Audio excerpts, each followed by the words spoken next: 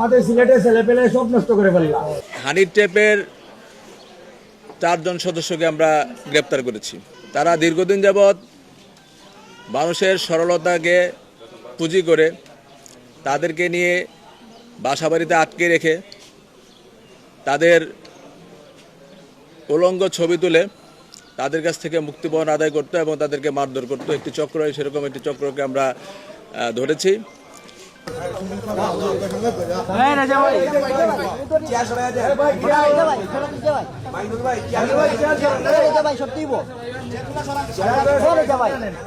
চক্রে 5 জন সদস্যের উপস্থিতি পাওয়া গেছে। অজ্ঞাতনামা আরও 3-4 জন সদস্য রয়েছে। 5 জনের পরিচয় আমরা শনাক্ত করতে পেরেছি।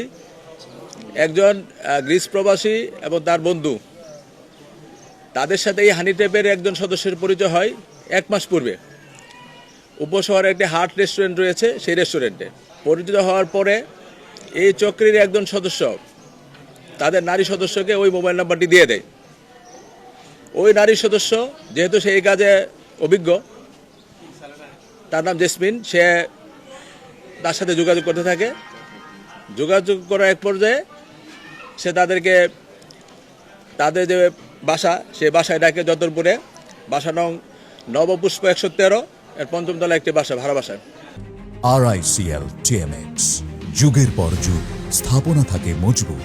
মেহেন্দিবাগে যখন আসে ওই প্রবাসী এবং তার বন্ধু, ওই চক্রীর একজন সদস্য জলিল, সে তাকে করে 2টি সিএনজিতে করে বাসায় নিয়ে আসে।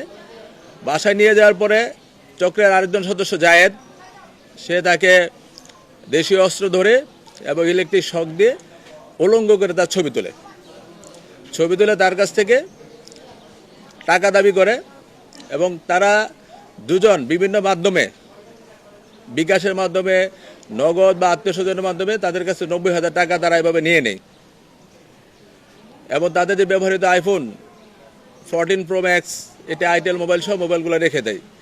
তারা ওখান থেকে উদ্ধার হয়ে থানায় আসার পরে সে বাসায় কোতোয়ালি থানা পুলিশ অফিসার ইনচার্জের নেতৃত্বে ওখানে অভিযান পরিচালনা করা হয়। অভিযান পরিচালনা করে 4 জন সদস্যকে গ্রেপ্তার করতে সক্ষম হয়। একজন পালিয়ে যায় এবং ওখানে গিয়ে আমরা আরও যেটা দেখেছি, ওখান থেকে একটি প্রাইভেট কার, একটি সিএনজি এবং আসামিদের 3টি মোবাইল উদ্ধার করা হয়েছে। আসামিদের মোবাইলে এরকম আরও অনেক ভিকটিমের ছবি এবং ভিডিও পাওয়া গেছে, যারা অতীতে তাদেরকে হানি ট্র্যাপের ফাঁদে ফেলে ওই বাসায় নিয়ে গিয়ে তাদের কাছে টাকা আদায় করেছে। আমরা ওই সকল ভিকটিমকে খুঁজে তারাও যদি আইনগত ব্যবস্থা গ্রহণ করতে চাই, আইনগত ব্যবস্থা নিব, অথবা এখানে সাক্ষ্য হিসেবে আমরা তাদেরকে অন্তর্ভুক্ত করব। এ ব্যাপারে কোতোয়ালি থানায় একটি নিয়মিত মামলা হয়েছে। 4 জন আসামিকে আমরা আদালতে সুপর্দ করব এবং অন্যান্য যারা আসামি ছিলেন তাদেরকে আমরা গ্রেপ্তার করব।